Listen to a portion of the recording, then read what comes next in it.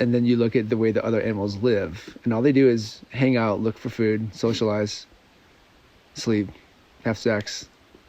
Like it's a pretty simple life. And I feel like that's what people are just working so hard to be able to do. Right. To go home, enjoy a meal, and get laid. Yeah, right.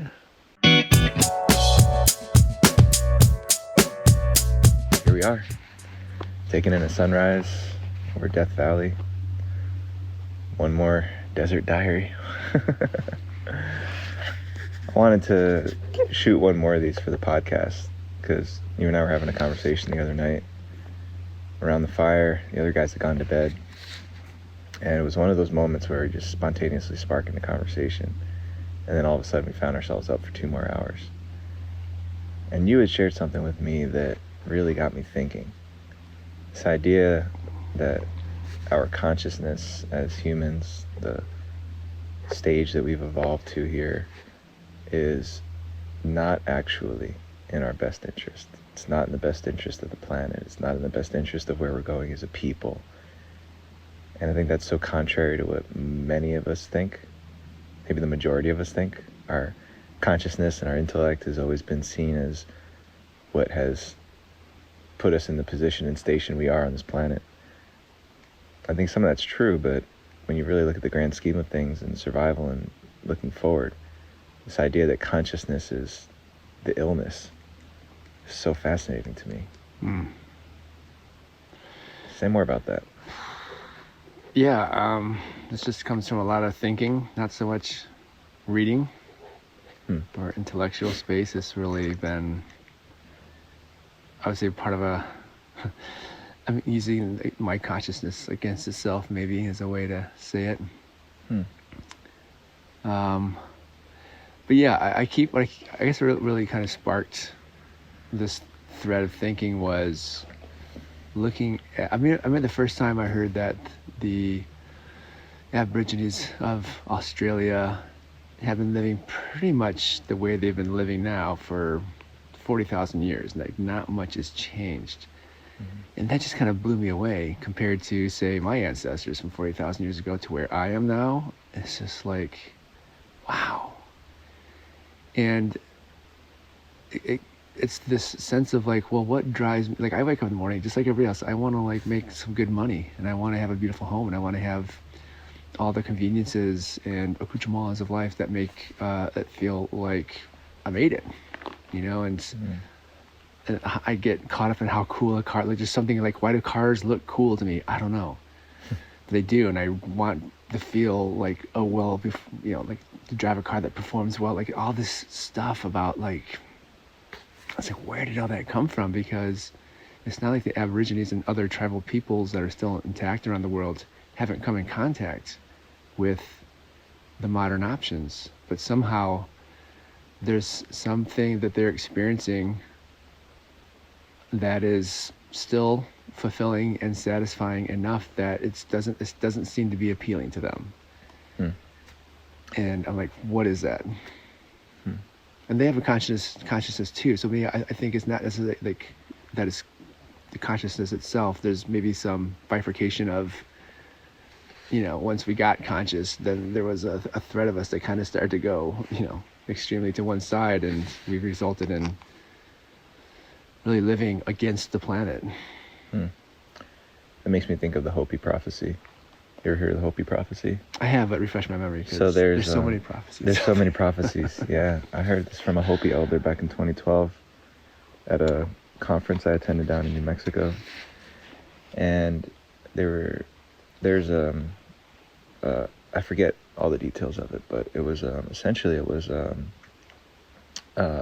picture that was carved into stone that was thousands of years old, I believe, and it depicted like a procession of humans, you know, walking towards something, and it showed one small procession of humans that kind of took a road and went up, and it showed another procession of humans, a majority that kind of went forward and just went off a cliff. And I hear that in what you're saying about the Aborigines, and I think the interpretation at that time was that there's going to be a great divide amongst humans on this planet, and there will be a small procession of people who wake up, essentially, and remember the way that we're supposed to be in relationship with this planet, and that unfortunately there's going to be a large section of people who never wake up to that. And I think there's a lot to interpret. It's kind of the funny thing about prophecies, is that there's so much to be interpreted through them. And I think a lot of folks at that time were thinking that, well, maybe this is our time to really turn things around and see if we can right the ship. But then when you were saying that, I was also thinking of it's like the movie Terminator came into my mind. And you were talking about consciousness. It made me think that, you know, those sci-fi movies where the artificial intelligence becomes too intelligent, and then it becomes evil, and then it becomes the protagonist. It almost feels like modern humans are the artificial intelligence. And sure, it's not artificial, you know, we're not robots, but you walk around in the world and so many of us in our lives are behaving like robots. We're checking in, we're clocking in, we're stuck on our phones, it feels like we're really just a few steps removed from being those futuristic robots that have pre-programming that suggests that life is about this one thing. And then there's those interstitial moments where we snap out of it. Something breaks kind of unplugs the computer for a second. And we remember that, it can be more simple.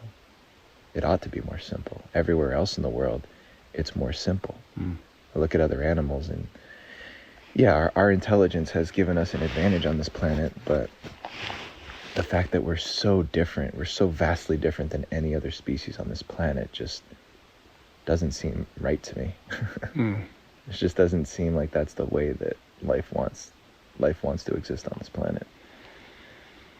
Yeah. You know, we talk a lot about ancestry, and again, both of us have lineages that were living in a more appropriate relationship with the earth. Like, we were one of those tribal peoples too, who did have that.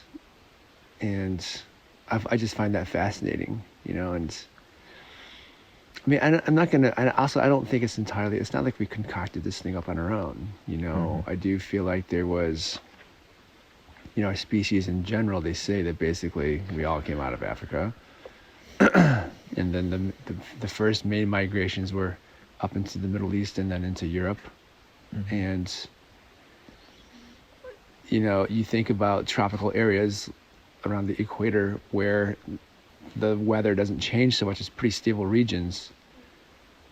And as a species like us started to get curious and started to explore for whatever reason, because we kind of had everything we had with, you know, food and water and shelter, like all the resources were kind of there in the equatorial bands. This aspect of us that wanted to go explore or get more space or whatever it was drove us into these other regions. And suddenly we find ourselves in predicaments where we needed to become, you know, ingenious, you know, figure things out. And I just think that kind of kicked off this kind of activated, you know, Darwin's like, you know, survival of the fittest basically talks about that the genes that survive are the ones that get passed on. And so if the genes that get passed on are the ones who started leaning into this aspect of our brain that was just kind of getting activated, our intellect, our you know, intelligence that could start to perceive what, you know, how to build technologies up to then survive in these regions that normally we wouldn't be able to. I could see how that would lead to certain populations in the world today, Western civilization in particular, who just become oriented to that just through time of surviving.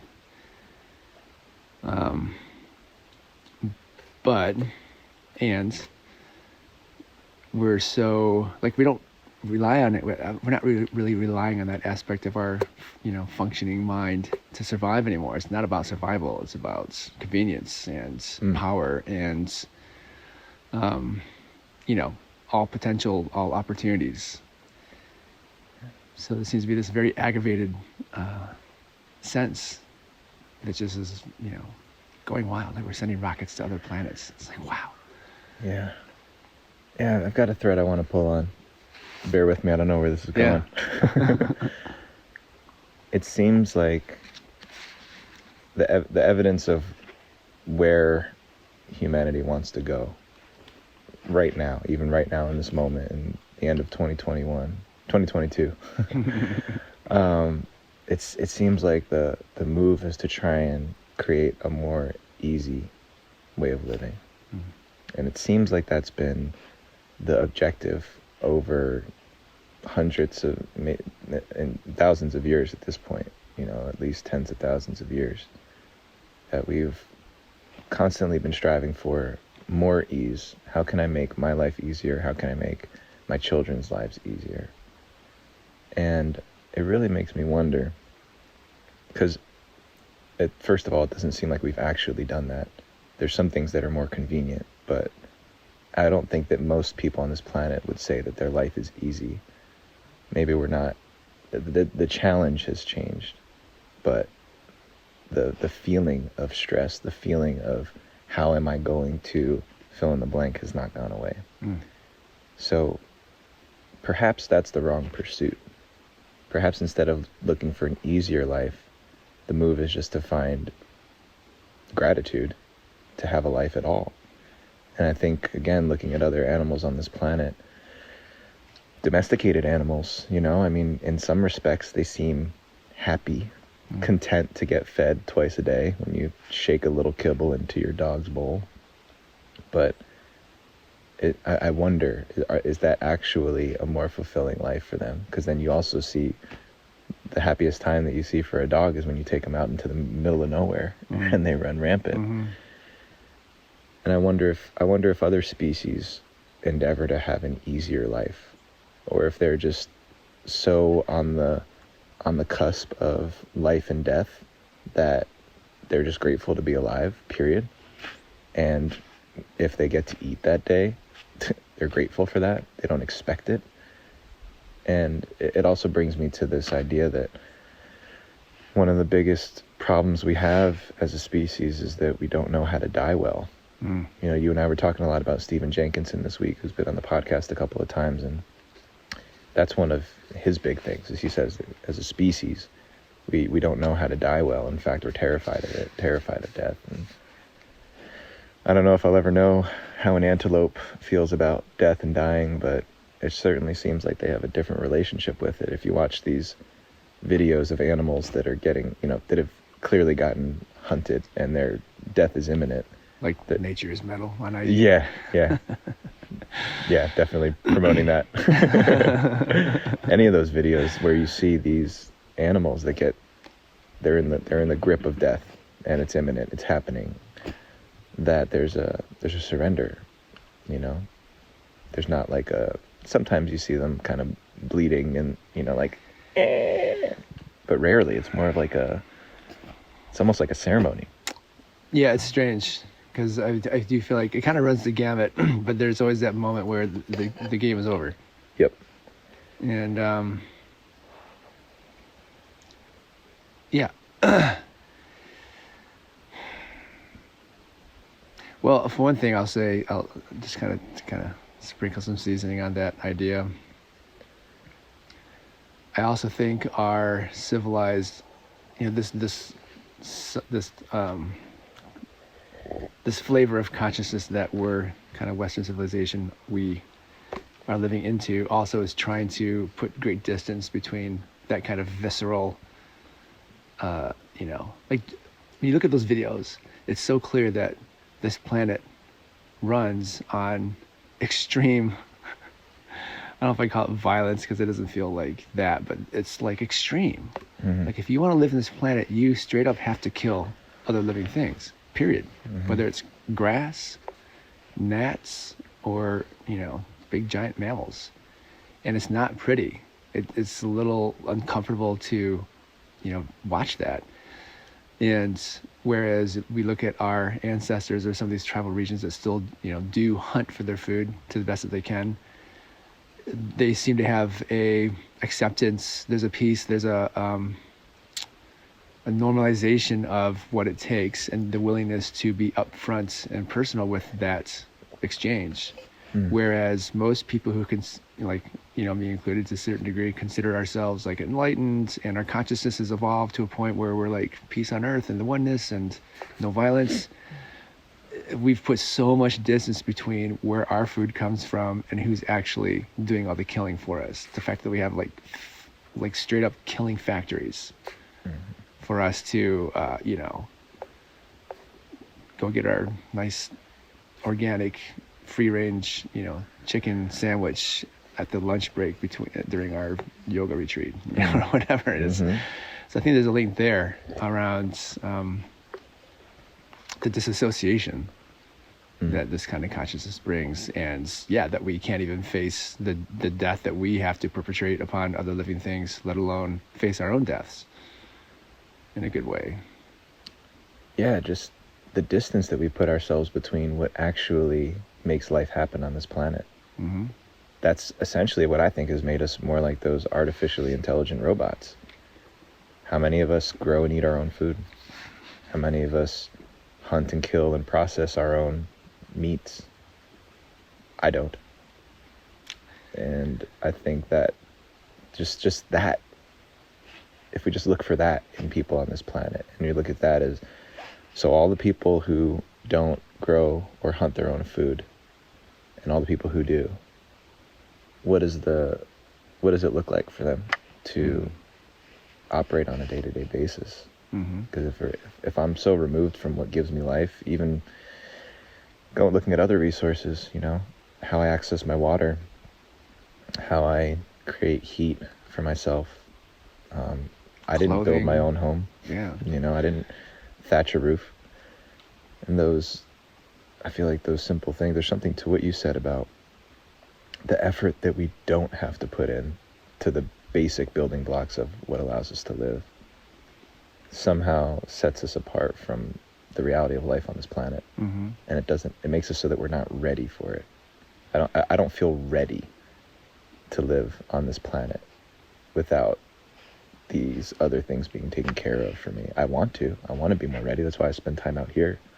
That's why I spend time doing things like this, because I feel like that's important.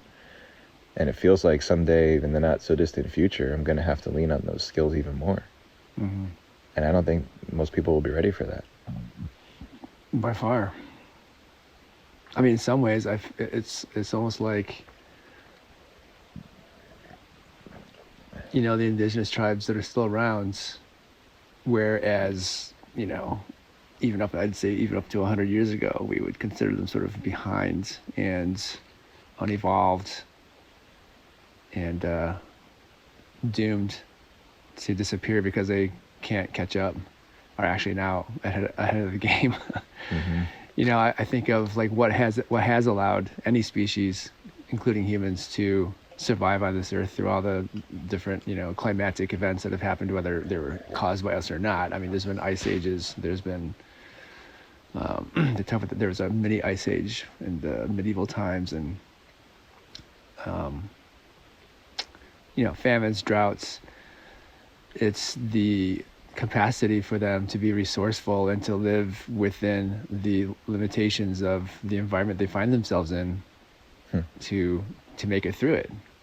I think about this a lot too. Like if war, a good sunspot that knocks out all of our electric grids. I mean, the drought that's happening in the southwest of this country, like there's so many tenuous scaffolds that our entire elevated lifestyles are sitting on. And if something, one of those legs get kicked out from underneath it for some reason, I mean, it affects millions and millions of people, like almost overnight. And no one's prepared to deal with that. The flood that just happened down in, well, there's a couple floods this year, but the one I think about the most. Yeah, which one, right? Yeah. There was the one in Mississippi, I think. Florida got crushed, and there's a lot of crazy stuff going on down there. But the one that stuck in my mind more is the one that happened, I think, in Mississippi, where there's one particular city, like a large city, that didn't have clean drinking water for the city for almost a week. I was just like, wow, like that quickly. A huge dense population can be without a basic need literally overnight. Yep. Yeah. Let's talk about the things that people don't want to talk about right now. Like that. Right. There's going to be, according to projections, Mm-hmm. in the very near future, there's going to be more of these significant weather events, significant world events, environmental events that are going to instantly remove access to vital life resources, whether that be water, food, warmth, shelter, and it's going to put people back in almost like a prehistoric type of lifestyle, Mm-hmm. And lots of people are going to die. Maybe at first it's not, it's 10 or 20 here, and that's already pretty devastating for people to admit that we're that susceptible to nature and our environment. But all it takes is the San Andreas fault line that we're on to finally split. One of those solar flares to wipe out a power grid, some contaminant to enter the water, something like that, and all of a sudden those 10s and 20s are becoming hundreds and thousands. And what then? How do we as a population of 8 billion people respond then? That's the world that everyone's afraid of. Mm-hmm. That's the world that none of us are truly ready for.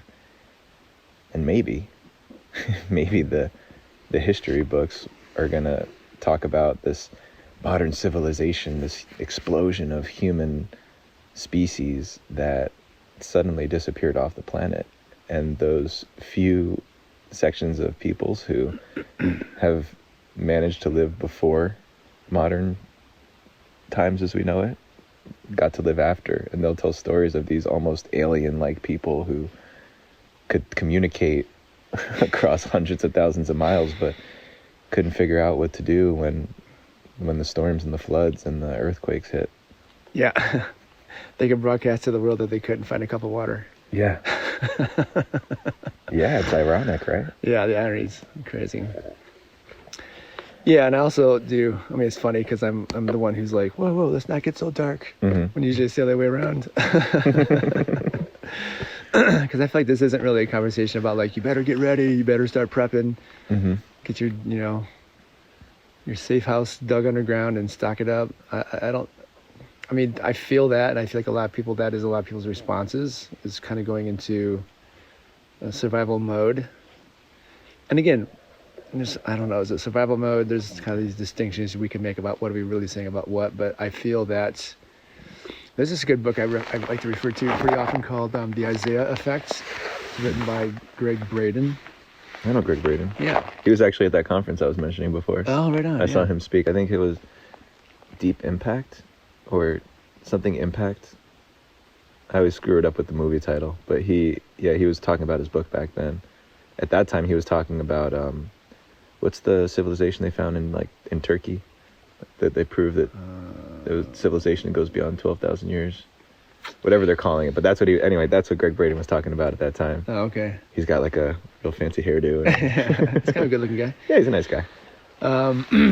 So the Isaiah Effect, which I think came out in like the mid-90s, early 90s, was talking about prophecy, actually. Like what were the prophets tapping into when they were prophesizing, and what were prophecies actually trying to communicate?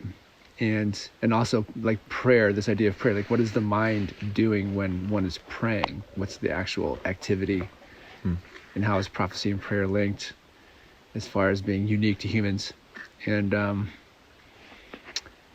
what I remember him writing about was that the prophets were able to see all the way through to like, oh, what we're doing now, they could kind of like, almost like that Hopi prophecy where they could see where it was going. They can anticipate. Yeah, they can anticipate the results. This is where we're heading. Yeah. And it wasn't so much about like it's lost, so, like grab your boots, but it was more a call to change, to adjust the course. Heads up. Yeah, like, and I feel like that is, and I get it why a lot of the prophecies tend to have at least in the Bible, it feels like the prophecies do come true. And I equate that with the difficulty of wrapping our minds around what it really means to change culture, to change our own values and change our own standards and our emotional attachment to them. And also that our consciousness is so invested, like it's almost like we have to go to battle with our own mind to force its hand to, you know, I mean, because the thing is, like, yeah, we were talking about this too, like vacations being a reward as opposed to something we just do because we're enjoying life. And the promise of technology is supposed to make our lives simpler, more convenient, and everyone's just more and more busy. Like, people are just so busy doing so much. And then you look at the way the other animals live, and all they do is hang out, look for food, socialize, sleep, have sex. Like it's a pretty simple life. And I feel like that's what people are just working so hard to be able to do. Right. To go home, enjoy a meal, and get laid. Yeah, right. I mean, just the fact that, you know, at least in some of these bigger cities, just to buy like a decent sized house for your family to live in, you're going to pay, you know, money that, you know, like the amount of the kind of job you would have to find, or the amount of time you would have to work to actually pay that house off, like the hours, the life force and life energy you're putting into something just to have a home. There's definitely a level of insanity in there that I can touch, just because that never really came around for me. And now that I'm at where I'm at in my life, to look at the people who are like young people who are coming into the world trying to get their first homes, and they're talking about dropping anywhere from, you know, $700,000 to $1 million just for a modest home. And what their lives are. They're both working full time, trying to have a family, needing a nanny or other, you know, like, you know, expensive childcare, just so they can go and earn the money to live in that home. And sure, they might enjoy their jobs, they might get a lot of, you know, something out of it, but, you know, all they want to do is come home and enjoy their family in their home. Right. You know, and the time that actually happens is so small compared to the time they're spending just to accrue the money to provide it all. Whereas, yeah, I mean, I can't say that I want to go live in a cave or I want to live in a mud house. It doesn't sound comfortable. It doesn't sound rewarding. It doesn't sound reflective of having made it psychologically and emotionally. But I can use my consciousness to look reflectively back at itself and say, but what's the difference? Yeah. Well, this brings up, makes me think of something that you've said a few times over the past couple of days about turning the Titanic. You know, you don't just spin the wheel and carve a donut. You gotta really, it takes time. And I was having a conversation. I was sitting in the hot springs in outside of Lake Tahoe, and we met this couple who were they were up from what was it, Grass Valley, Nevada City. And we were talking to them because they had just spent the past 5 years of their lives buying land. I think they had about 5 acres in Nevada City.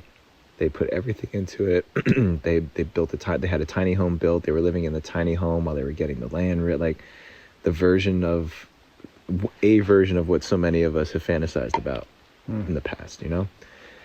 We were talking to them about it, and they were clearly these just very determined people, and somewhere in the middle there, they had a baby, like they got pregnant, and then and then that was like another thing. And it's a really sort of great story. And we were talking to them about this, and there was a lot of resonance, because I was there with my wife and our friends who of a similar mindset. And what we ended up discussing was just how much, because all of our backgrounds we come from families and homes that had more of the traditional American dream direction of how to carve out a life. And we started talking about just how much distance there is to try and cover in one lifetime. The moment that we realize, oh, this isn't going to continue working. If I just try and repeat the same thing that I saw my parents do and my grandparents do, I'm not doing my kids any justice. I'm just holding the course towards the iceberg, you know? Right. And so, and then to also, I think because we have technology so readily available and we live in a world where anything is possible now, there's this assumption or expectation that because I should be able to turn the Titanic around in one lifetime. And While retaining our lifestyles. Right, because I mean, just thinking of the psychological break, if all of a sudden it was like, okay, there's an iceberg, now I need to turn around 180 degrees, and all of a sudden I'm living in a cave, and I'm never eating at a restaurant again, and I don't wash my clothes in a washing machine anymore, you know, like just, I mean, obviously it's an extreme example, but I think when I really face off with what can I actually do and what is my life meant to do to set up my children and future generations to be able to turn the wheel as best they can, it's not really that far extreme. I don't really think that's possible. I don't know if I could retain my marriage and my relationships that matter to me and turn the wheel all the way around to going back to being a cave dweller. I just don't think that it's possible. So where I find the position I find myself in is then, well, what's the middle ground? What does that look like? Where can myself and the relationships that matter to me and the people who share a like enough mindset to want to create this, where is that sweet spot? Which I think is a conversation you and I are in all the time. Yeah. I feel like we're circling around, like, you know, we're on the hunt for it, and we're just, you know, encircling it, and hopefully this concentric rings are getting smaller and smaller as we hone in on it, but it's not easy. I mean, we, you know, just talking last night in this conversation, where I was getting some good questions from you guys, just realizing that as much as I desire, you know, that simple land-based living closer to, you know, being relatively technology free or using technology that is authentically sustainable, and how much resistance I have to make the decisions in my daily life that create a better chance of that being real. It's like, it's profound to me how much, you know, like I love going into town to get coffee at a coffee shop. I love it. And I'm thinking, like, okay, if I was living on the land, like, that's not, you know, that's not gonna be something I would be doing. And especially you think about even, you know, what it takes to go into town to get a cup of coffee, whether it's a gas car or even electric cars, because electric cars are, you know, if you really read into the actual science that's out there and available to everybody, they are not the solution either. There may be a transitory solution to get us to where we actually need to be, but, you know, so thinking about all the systems that are in place that we rely on, even the lighter that I had to use to light the fire, you know, that little thing that costs like 99 cents at the convenience mart. It's like the level of technological massive industry behind it, the embedded energy in that little simple piece of junk. I mean, every time I turn around, I'm just like, oh, well, if I really, you know, if we really want to, like, stop this down, I can't even use that. Oh my God. I don't know. It's a massive turn. What do you think it actually could look like? You're 56 years old. I'm 35 right now. What do you think it could look like in your lifetime?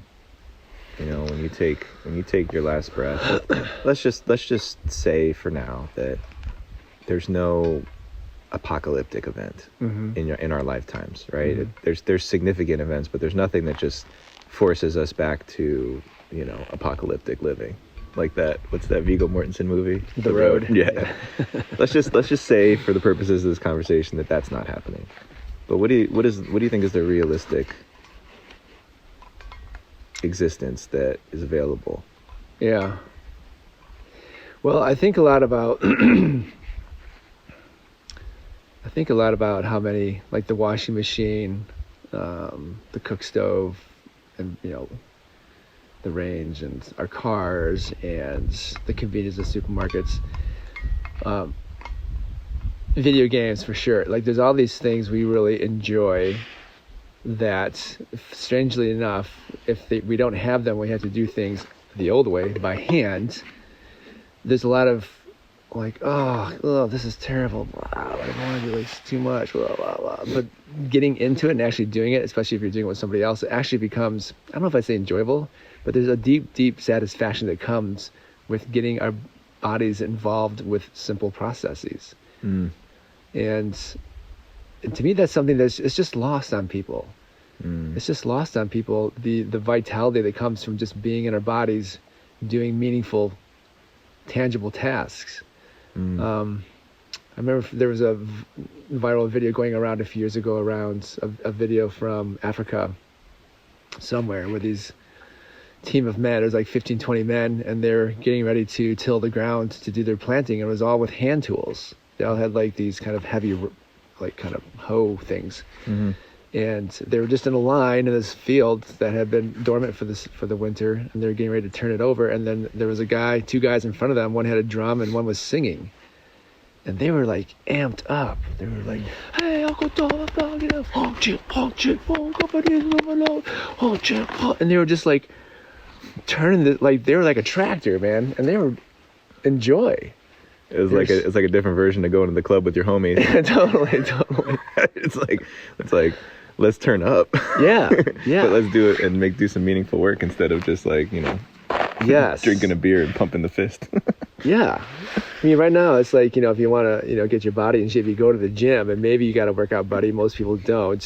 Maybe you're in a class, but you go into the gym, you do your physical, like exert your body. It feels really good. We enjoy the challenge, and we see our workout pals, and then we all leave the gym and go to our separate lives.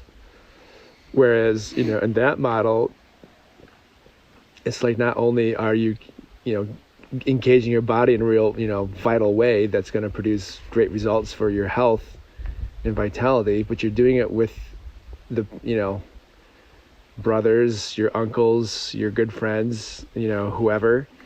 And the actual work you put in, aka lifting weights, is actually preparing a place for food to grow for your entire village.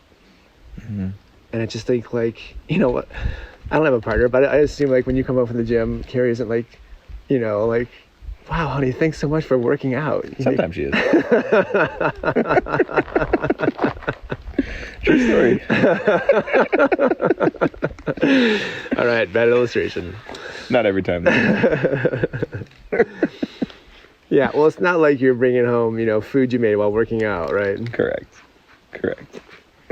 So there's a sense of all the side benefits that come from doing tangible work that not only benefits you personally with your physicality and your state of mind and your emotional state and your relationships, but it's actually making tangible provision for the people you care about the most. And I just find, I feel like if there was a way to create a workshop where people could experience that, we're willing to experiment with taking that in and evaluating it against the lives we tend to lead, where all our relationships tend to be compartmentalized. Like, I have my work friends, I have my gym friends, I have my party friends, I have my family friends. Some of them are crossovers, but I just feel like there is this really huge, just like a lot of disassociative relationships, because there is no one thread that holds a group together. So I feel like the vision could be, creating some kind of a potential where people can come and if there's a grant or a fund or some way to bring, financial viability for families to go and do that for a year or 6 months even, or maybe even just 3 months. Maybe it's just a month. But a way to create time and space for people to go investigate it and to get the real data around, hey, actually, this is kind of more fulfilling, and we haven't been in our car in 3 weeks. And when we get into our car, just like when we come out of here, when we get into our cars, it feels a little foreign. And it feels sort of like, wow, it just feels like so much. Like this vehicle feels like so much. Do we really need all this? We've been hiking water in every day by hand, you know? And yeah, we need it because of the way we've structured our lives. But is it really necessary if we were able to, you know, or less necessary? I don't think we're capable of really getting rid of all that. But again, it's finding out, okay, what do we really require? Can we adjust our technological pursuits to address the real sustainability issues of it? And can we find ways to enroll people to experiment and explore with culture and what it really means to be, you know, living a fulfilling life? Yeah, man. It makes me think of the, I don't remember if this was, I think it was a documentary about happy something. It was do you remember what it was called? Be Happy? Or Happy People? Happy People.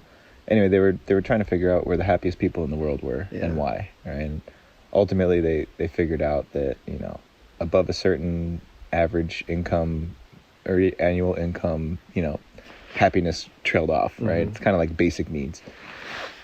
And they were also looking at, you know, the happiest people in the world were the people who had the least, and they were doing a lot of what you said. They were doing simple, what a lot of us would consider menial tasks, you know, like washing dishes, washing their clothes, cleaning, preparing foods, things that we've ultra convenienced for ourselves. And it's funny because I just think about how out here, just how much I enjoy, like last night when the stove broke and we were literally cooking over an open fire that one of us spun from a coal, and how much pride I took in my ability to prepare a meal over an open fire, and just the satisfaction of that. And yeah, I mean, cooking dinner all together between the grill breaking and making the fire and putting stuff probably took us an hour and a half, maybe 2 hours almost. And I didn't even notice it because I was so engaged in the process of tending the fire, of taking care of the food. You guys were trying to fix the grill.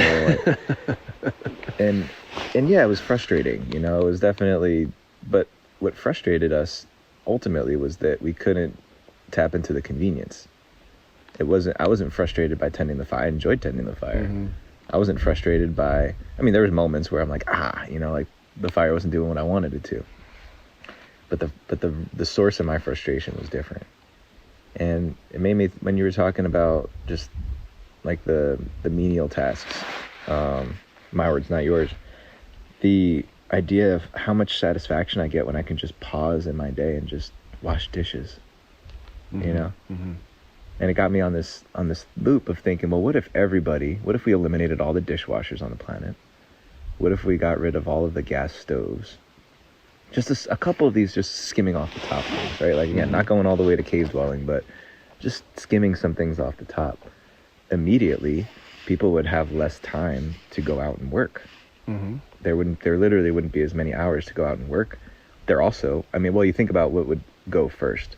We wouldn't have as much time to just waste on playing video games right, or cruising around on YouTube and social media. You'd be like, I want to eat. And the dishes are starting to stack up. So if I don't clean some dishes and make some food, I'm going to be hungry. And I wonder, I just had a glimpse in my mind, maybe it's an overly Hollywood cinematic moment, but just somebody like having the lights turned on and saying, whoa, I actually enjoy this. And then, like you said, when you're not doing it alone, Ryan came over last night when I was working on the food. He's like, is there anything I can do to help? And I was like, I thought to myself, there really wasn't anything, but I said I'd enjoy the company. Because that was true. I just wanted, and then we had a nice conversation and we were laughing, and it's just so ironic that those are the things that are ultimately the most fulfilling. And if your relationships aren't fulfilling, it's probably because you haven't invested the time in those relationships to make them fulfilling, or you've built up some of these traumas or barriers between the people around you because the time has been spent elsewhere. We forgot how to relate to each other because we're not actually relating with each other anymore. We're just going into operation performance mode. Yeah. Well, while you were talking, I was just thinking about, the more specialized your work is, and the higher pay rate, the higher pay level you're at, the less social. I feel like, okay, if I was, like if I'm a software engineer, yeah, maybe I'm shooting this shit here and there for a few minutes in between, moments of deep focus. But by and large, when I'm talking to people at my job in those kind of, situations, we're not really connecting. We're exchanging information, we're problem solving, we're troubleshooting. It's not, and if I tried to just socialize and connect and hang out while I was working, then I'm probably going to mess the job up in some level. I'm going to miss some detail compared to, like you can cook over a fire and just kind of hang out and chill with a friend. There's, it's almost like the low tech makes it possible to actually, invest in relationships, because we don't have to be so single-mindedly focused on these certain gradients of, staying on the job, so to speak. But I was laughing earlier because you were saying, yeah, I was frustrated for certain things, or certain I couldn't make the fire do what I wanted to do. And I thought, like, this is something I used to tell kids about nature. So for instance, if I go like this, what am I doing?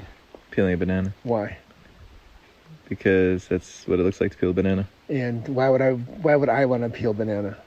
To eat it. To eat it. I'm hungry, right? It's like the body gets like this physical action is going to give me sustenance. So there's a confluence of like, yeah, like there's an ease and a willingness to, but there's no like with the body and the mind.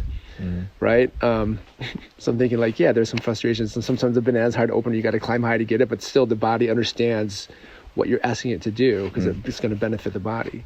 So same thing with tending that fire. There's a level of technology there that separates the body from the tangibility, right? Because fire is a technology, but it's close enough where if you're like, if you're doing this action, you're crashed down and you're feeling heat on your face, but on your knees, like, but the body still is, I think it's still tangible enough that the body kind of sort of like, there's this, but there's still this level of satisfaction and fulfillment and willingness and ease to just do it, because the body knows and the mind knows that sustenance is going to come from it ultimately, right? Yeah. So, but then I was joking about you and Ryan talking shit about us, about me and Eric. At that moment, I was swinging the hose. Oh yeah. And I'm just thinking, here, you guys are here having frustrations with a way to get fire, right? And we're over here having frustrations with a way to get fire. And while you guys, your bodies are doing very, like, obviously, like, if you took all the, the tools of the fire away, most people could figure out that you're tending a fire if you're miming it, right? If people were trying to understand what we were doing, tapping, like, swinging things, up shaking things, like, yeah. It's just like our bodies just like, what are you making us do? What, this has nothing to do with like how to live on this planet. It's so far removed. Yeah, I think there's this huge piece of that. Just, we put our bodies in this position to drive in our cars. We're doing these things, all the health issues that come with our spines and, just sedentariness and the way, with the positions we put our bodies in with our technologies in order to create, most of them to create results that have nothing to do with our sustenance. And I find that fascinating. And I find that there's a hypnosis there that I think our consciousness is a part of, that consciousness that, kind of deviated off from the more indigenous minded, that is just kind of caught up in itself, and it's compelling us to do behaviors and to imagine outcomes that really have nothing to do with being human and living on the planet. Yeah, I like that illustration. To me, that helps me understand a little bit more the dissociative nature of what we do and why we feel the way we feel.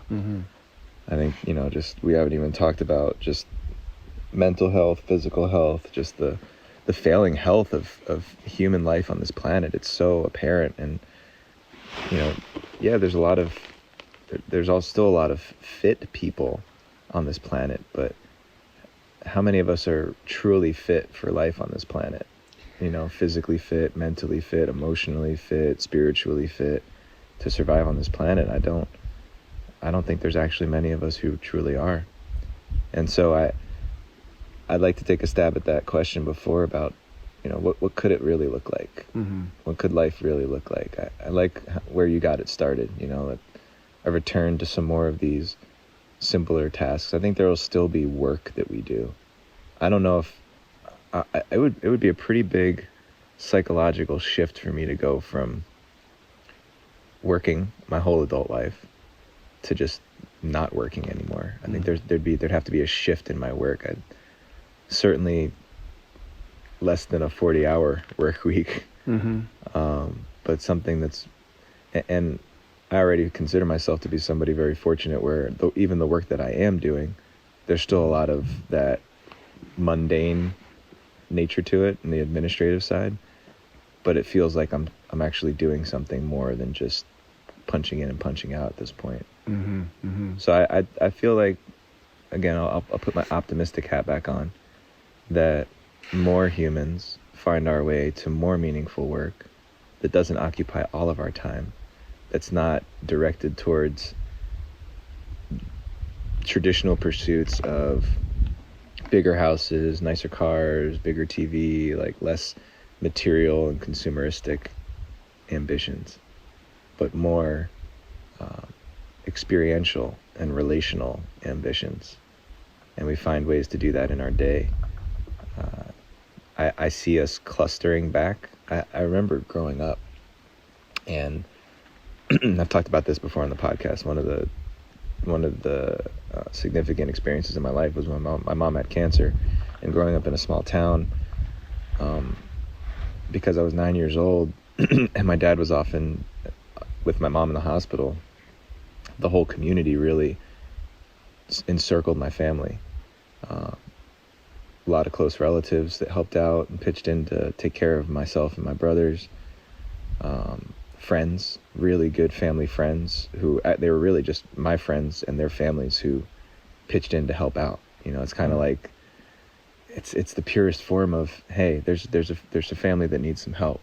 Let's all make it worthwhile for us to do this. And then those parents of my friends and my parents became lifelong friends through that experience. It was literally what set them off. They, to help my mom get through it, they would have, we call them get-togethers, but once a month they would get together. They would get all of us together. The kids would play for a whole afternoon and evening, and the adults would drink margaritas. and they called them get-together, and they rotated houses, and we would have food, and the kids would hang out. And sure, yeah, it was definitely rallying around margaritas and partying, but it was also just like a simple break in the monotony of life. And then over the years, those became less and less frequent, and those people started to move further away from each other. And I think what I see in the future is a return to more of that, where there's more of this clustering effect, where we have our close people, not just people that we say, oh yeah, I talk to them pretty often, but no, we actually get together and we hang out and we do things. And my hope is that it's not just drinking margaritas, it's getting together and building a garden in somebody's yard, and then cooking some food over an open fire at the end of the day, and while the kids play and we sing songs together or something, tell jokes, dance, hang out. And that those experiences compound upon each other, and somehow, some way, we come to a lifestyle that is more fulfilling, that's less environmentally impactful, and something that I think about my kids, that they can just appreciate what I'm able to appreciate out here. They can appreciate that they don't have to endeavor for big, grandiose things in life. In fact, in the future, if there are more people who are doing those things like vanity and fame will just fall by the wayside, because even the rich and the famous and the outrageously beautiful can't sustain that without people holding them up. Oh my gosh, the army behind those people. Yeah. I just think about the Kardashians. They're just such an easy target because they're way out in front. Yeah. But the what it would take for them to sustain their lifestyle if they had to do it by themselves. It's just, it doesn't happen. And then that's, without going into another topic, that's just another form of slavery, right? We're maybe people are being compensated for it, but it's the hard work of others elevating a few. Well, it's asking them or tantalizing them to do work that is meaningless, and very exclusive. It's not, it's instead of helping many people, you're really just focusing all your energy and time on, a family. I mean, I don't know. I don't have kids. Maybe I will someday. Who knows? But I'd like to think that,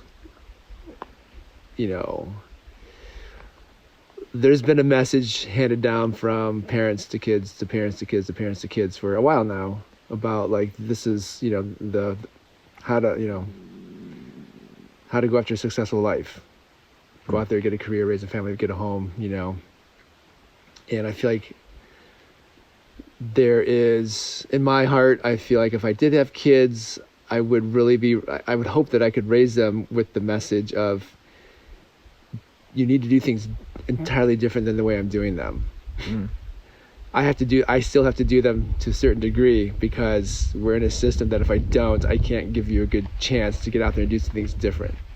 But don't go get a career or whatever. I don't know what the message would be, but the sense of like, I would set my kids up to do something that would eliminate all the conveniences and satisfactions I enjoy from our culture, which is sort of like make myself obsolete, Yeah, that's a lot to do. It's a tall order, because especially with children, they model what they see. Yeah. And my 7-year-old, as wonderful and intelligent as he is, he can't understand if I ask him to do something, but he sees me do something different. At least not at this stage. I'm sure he'll mature and get to a place where he can begin to understand that, but that is a lot. That's why that going back to what I was saying before, it's so much distance to cover in one lifetime, because it's like I don't know what a good example of it would be, but it's almost like you have to let the fire burn. You can't just put the fire out, because then you get cold. But you want the fire to go out because it's burning down your house. Yeah, it's like there's an adaptation phase. Yeah, where you can let your body slowly kind of adapt to the environment as it cools off, as the fire dies out. Yeah, it's something like that. Yeah, and to all the parents out there, I have a lot of compassion, because I think that's something that parents, especially folks who realize that they don't want that something must change fundamentally as a society. It's a really big conundrum to be in the midst of. Is like, how do I do this? How do I give my kids something better? How do I show them something different when I'm still figuring out exactly what that is? And I don't know how to do that myself yet. And every day I wake up and I send my kids to school, I ask myself, am I getting them, am I digging them further in, or am I pulling them out? And sometimes I don't know. And it's an uncomfortable reality of being a parent in this day and age right now. But I think all I can do, all any of us can do, is our best, and pray that our kids, that they'll get it, that they'll see enough to know that they can keep moving in that direction. Yeah, I have faith that is true. I mean, there's people like you and me and other people who are already, who kind of grew up in the system and are finding within our own adult maturity enough willpower to make changes on our own, despite the way we were raised. Not despite, I mean, our parents did their best. They did what was right. They thought was right. So I thank them for it. But in lieu of having that upbringing, we still found an awareness and a consciousness of like, oh, that actually isn't going to work.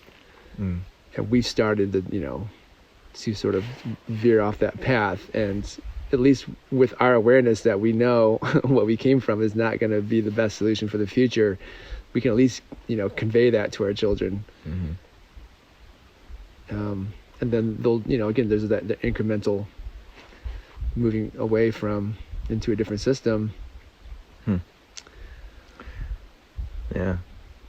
Well, bringing it full circle, it sounds like even if our consciousness is a mutation, that maybe we could leverage that mutation to find our way out of it, our way out of this this cliff that it seems like we're all heading towards. But that's going to be the way out. I was thinking, like, what's a good sort of, allegory, and I feel like it's like when you have your, when you're kind of your drinking years, your 20s and into your 30s maybe, where you kind of go out and party, and you look forward to it. It's like you wait all weekend, to like go out with your friends and drink, and then you do, and you have a few, and it's like, ooh, feeling good, have a few more, and it's like, hey, I'm getting rowdy, and then you have a few more, and then it's like you're fucking stupid drunk, and take a taxi home and pass out in your bed, and you wake up the next morning and you're like, oh my God. And you lose that day, and it's just like, why did I do that again? And I feel like, but while you're there at the bar, wherever you are, drinking, it's like, it's fine. It's like, yeah, let's have another one. Yeah, let's make even a better technology. Yeah, let's get AI going.